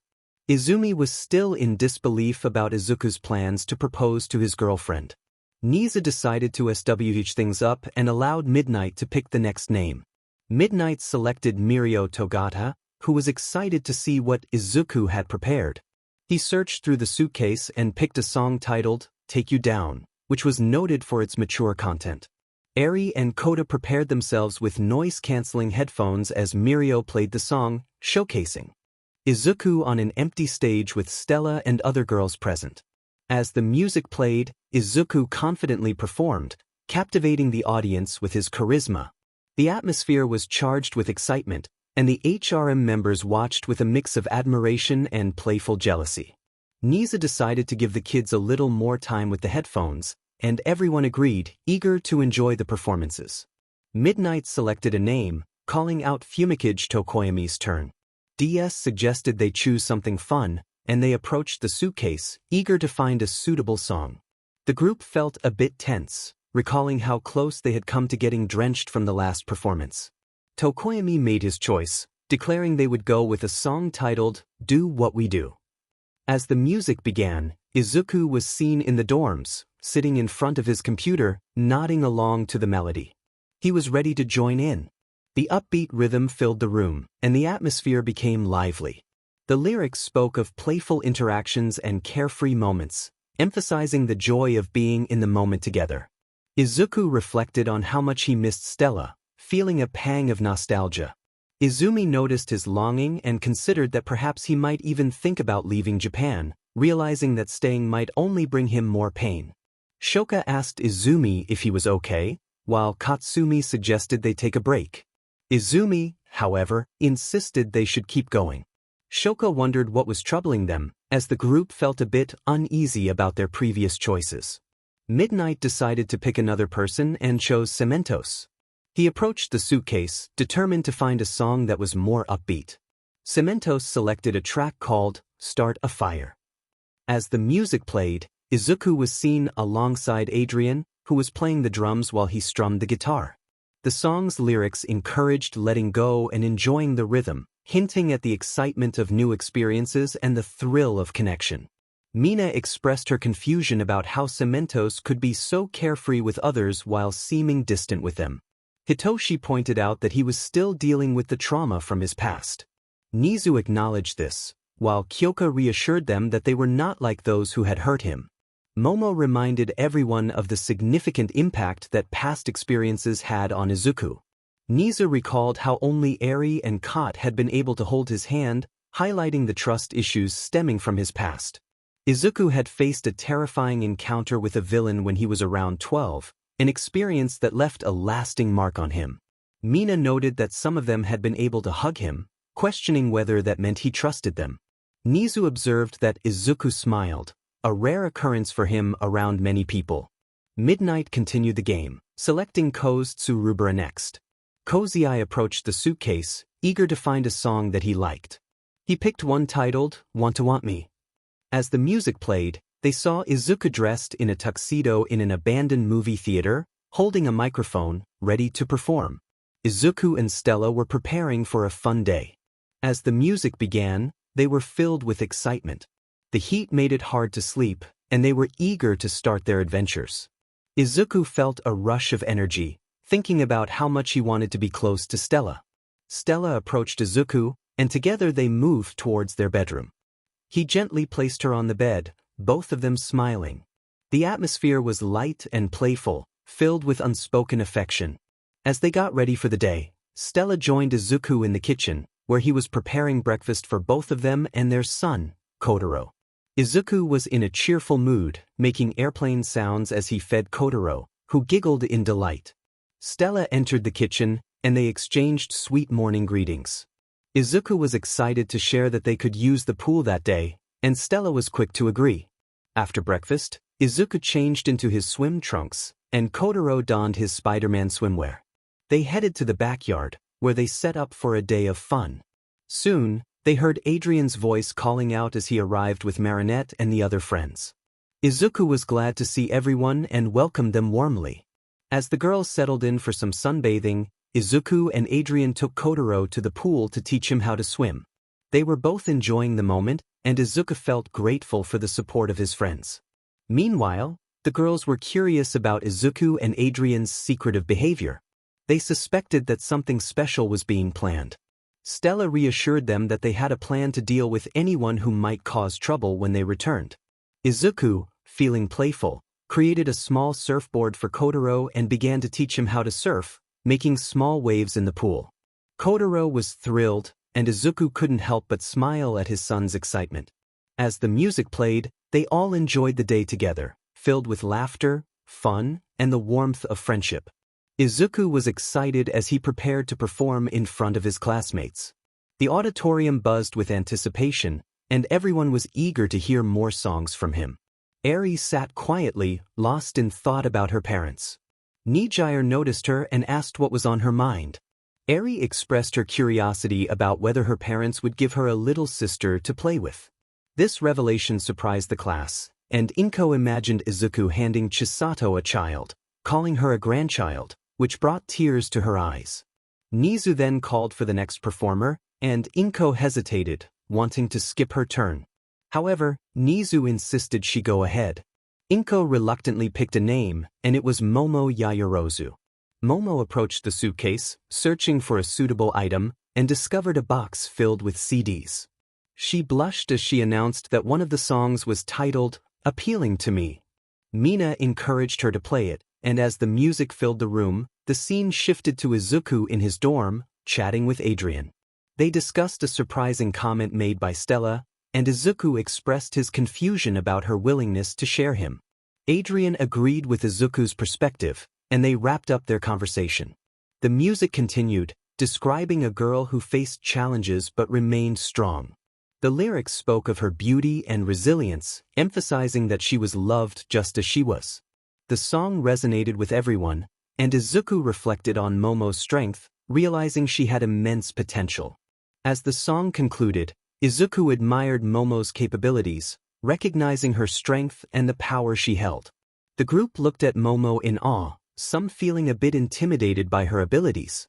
Nizu asked Momo if she could really create powerful items, to which she responded with uncertainty, prompting a collective no from the group. 𝐼𝐬𝐬, excited, asked Momo to make her a plushie of her father. Momo happily obliged, crafting the plushie with care. 𝐼𝐬𝐬's eyes sparkled with joy as she hugged it tightly, eager to show it to her dad. Mina suggested they should protect Momo, and 𝐾𝐞𝐭 agreed, appreciating her talent. 𝐼𝐮𝐻𝐬 then announced the next performer, and 𝐼𝐬𝐬 eagerly stepped forward, ready to share her choice. She picked a disc and prepared to present it to her big sister, 𝐒𝐮𝐻𝐬, who was curious about the song's title. 𝐼𝐬𝐬 played a song to see Izuku in his room, where a projector displayed a scene of him, 𝐼𝐬𝐬, and 𝐒𝐮𝐻𝐬 in the park. Izuku was pushing 𝐼𝐬𝐬 on the swing while 𝐒𝐮𝐻𝐬 captured the moment with her camera. The music began to play, filling the air with heartfelt lyrics about love and connection, expressing how much someone means to the singer and how they light up their life. As the song continued, Izuku commented on how cute 𝐒𝐮𝐲𝐬 was when she asked a lot of questions.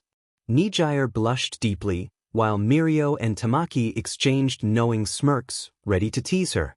Eri pondered if Mama Stella shared Daddy with all the girls who liked him, imagining having many mamas and siblings to play with. 𝐒𝐮𝐬 called out for the next participant, picking a name from the list. Kota eagerly announced it was his turn, and he chose the third song, which was also for Midoriya. Mandalay blushed at the thought, while Ragdoll and Tiger encouraged Kota to share the song title. Kota proudly revealed it was called Lost Without You.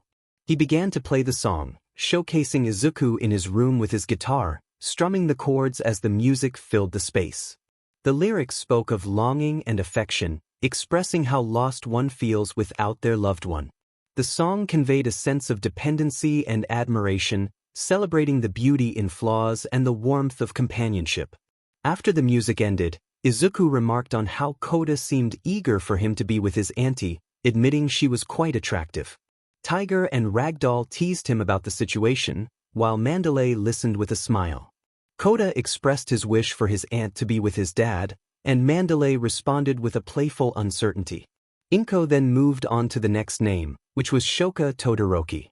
Shoka approached the fourth CD, handing it to her mother since she couldn't speak. Rei recognized it was meant for Fuyumi, who blushed at the attention.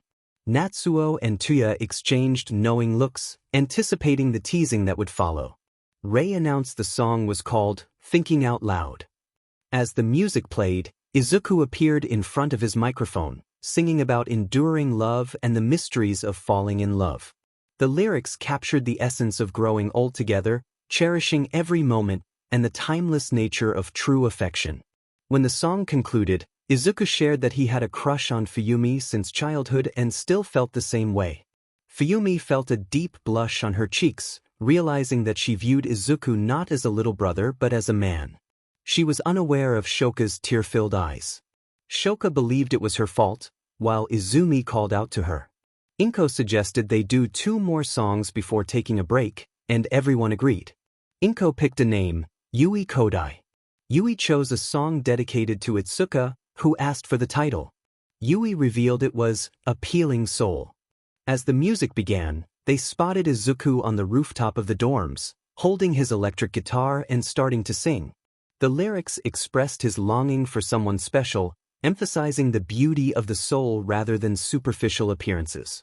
He conveyed his feelings with sincerity, hoping the person he admired would recognize the heart within him. After the performance, Izuku remarked that Yui truly was special, even if she didn't see it herself.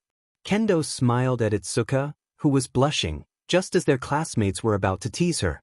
𝐮𝐬 called out for the next performer, Tetsu, who eagerly selected the next disc with a grin. He announced that the song was for Setsuna, who asked for the title. Tetsu revealed it was 𝐒𝐿𝐴. As the music played, Izuku entered his dorm room, and the song captured the essence of a captivating yet troublesome relationship. The lyrics spoke of the thrill and challenges that came with being drawn to someone who stirred up emotions, leaving a lasting impression on the mind. Izuku commented on Setsuna being a troublemaker, to which she playfully responded that if he wanted a troublemaker, she would gladly oblige. Itsuka noted they were on the same wavelength. 𝐮𝐬 then suggested they take a break, and everyone agreed. The group of friends began discussing the songs they had just heard, while Shoka preferred to be alone. Shoto felt restless, unsure of what to do next. As the HRM gathered, the girls who already had songs were excited, while others who had crushes on Izuku wondered if they would have songs dedicated to them as well.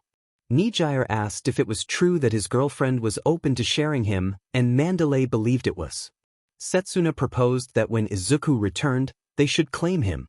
Momo suggested they talk to Vermilion first to understand her perspective. Kyoka expressed doubt about her chances of being in the HRM, pointing to Vermilion's presence. Momo reminded them that Shinsho had mentioned Izuku didn't focus on physical appearances, and older Todoroki, Tuya, had said that even someone with smaller attributes could catch his eye. Mei chimed in, noting that they all had a chance, regardless of their style. 𝐒𝐮𝐬𝐃𝐞𝐭 suggested they return to the auditorium. As they headed back, they noticed that Izumi, Katsumi, and Shoka, along with their mothers, were absent. 𝐒𝐮𝐬𝐃 asked if he could choose the next performer, and Nizu agreed. 𝐒𝐮𝐬𝐃 then selected Ochako Uraraka, who eagerly anticipated what song 𝐷 had in store for her. Ochako informed Kyoka that it was her turn to perform. Kyoka, curious, asked about the name of her song. Ochako revealed that the song was titled, Perfect the Way You Are. As the music began to play, they caught a glimpse of Izuku in his room, strumming his guitar. He dedicated the song to Kyoka, the purple rockstar goddess. The music filled the air with uplifting lyrics that celebrated individuality and beauty, encouraging listeners to embrace themselves just as they are. The song conveyed a powerful message about self-acceptance and resilience, reminding everyone that they are perfect in their own way. After the song concluded, Mina turned to Kyoka, eager to hear her thoughts. Kyoka responded with uncertainty, pondering the idea of doing a duet with Izuku. Ochako chimed in, expressing her support. 𝐒𝐮𝐬𝐃 then took charge, announcing the next performer by picking a name. Kyoka stepped forward, ready for her turn. She approached the case to select the next song and announced it was Ochako's turn. Curious, Ochako asked for the song's name, and Kyoka revealed it was Pretty Brown Eyes. As the music started, they saw Izuku again in his dorm, adjusting the microphone before he began to play. He dedicated this song to Machi, and the melody filled the room with a light-hearted vibe. The lyrics spoke of admiration and the excitement of meeting someone special, capturing the essence of youthful affection and charm. After the song ended, Izuku commented that it felt just right. Ochako floated happily in the sky, radiating joy. Mina noted her happiness, while Tsuyu and Toru agreed, sharing in the positive atmosphere. 𝐒𝐮𝐬𝐃 encouraged everyone to continue, picking the next name, which belonged to Tenya Ida. He stepped forward, ready to choose from the last 3 remaining songs. Ida announced that the next song was for Mei Hatsum, titled, Trust Fund Baby. Mei quickly interjected, clarifying that she did not identify with the stereotype of a wealthy girl. As Ida began to play the song, they once again saw Izuku in his room, preparing to share his music with everyone. He dedicated this performance to Hatsum, setting the stage for another memorable moment in their gathering. Music began to play, setting the mood for the gathering. Nizu mentioned how Izuku's girlfriend was tough, capable of both taking and delivering a punch, which he admired greatly. She was eager to learn about his past. Natsuo, amused, stated he would be watching with popcorn in hand. 𝐒𝐮𝐬𝐃 then announced the next participant, Pixie Bob, who selected 𝐼𝐼𝐼𝐼's song, causing her to blush. Midnight inquired about the song's title, and Pixie Bob revealed it was Miss Independent. As the music played, Izuku was seen atop a building, microphone in hand, ready to perform. The melody filled the air, and the lyrics celebrated a strong, independent woman who could stand on her own. She moved with confidence and grace, embodying the essence of someone who didn't need anyone else to define her worth. 𝐼𝐼𝐼 felt inspired by the song, recognizing the strength in independence and the allure of a woman who could take care of herself. The atmosphere buzzed with admiration for such qualities, as the lyrics emphasized the pride that came with self-sufficiency. After the song concluded, 𝐼𝐼𝐼 asked Aizawa if Izuku could intern with her, to which Aizawa agreed without hesitation.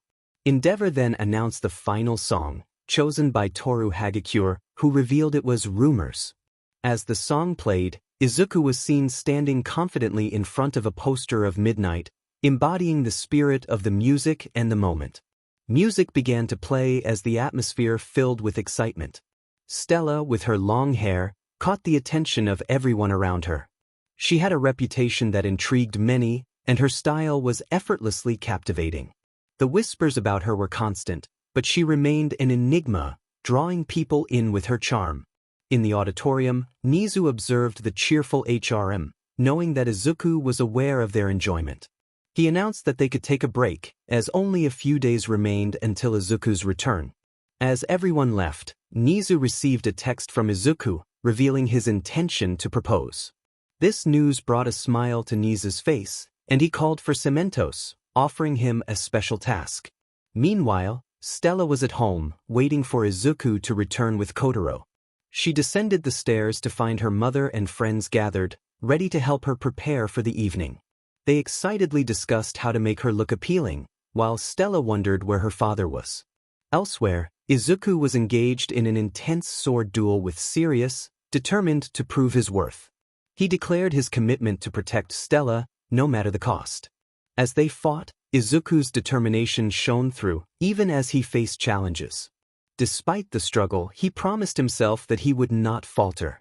Sirius, recognizing Izuku's resolve, granted him his blessing.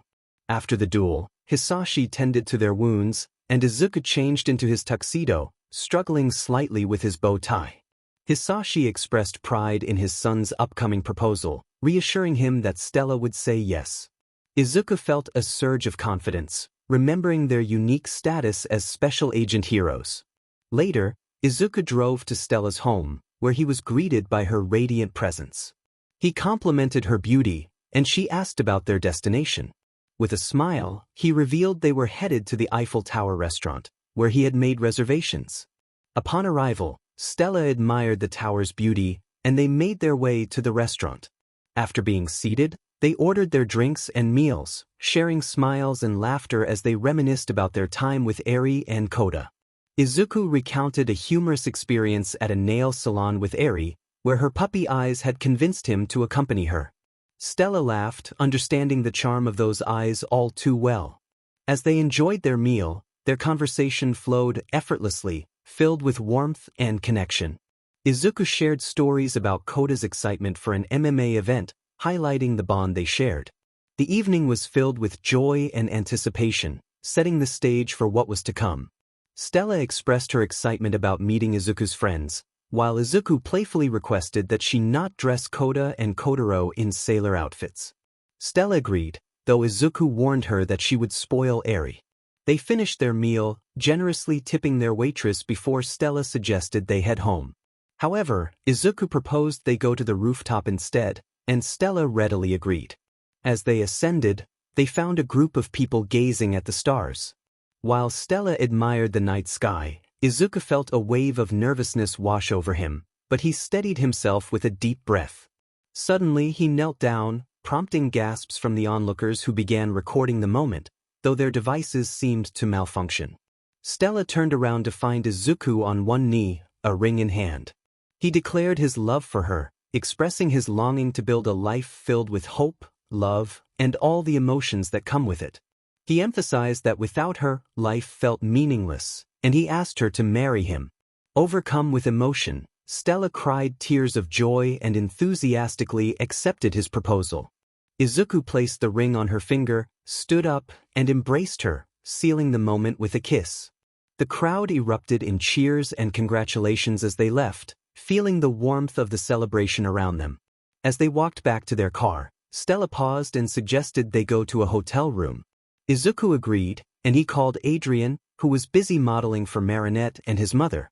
Izuku felt the need to make it up to his son, but Adrian insisted there would be no sailor outfits involved.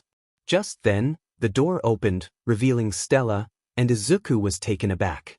They spent the rest of the night together, sharing a deep connection that brought them closer than ever. The chapter concluded, setting the stage for the next one, which would feature 𝐒𝐮 and Kota, followed by a celebration. The author hinted at an upcoming story titled Red Lone Ranger.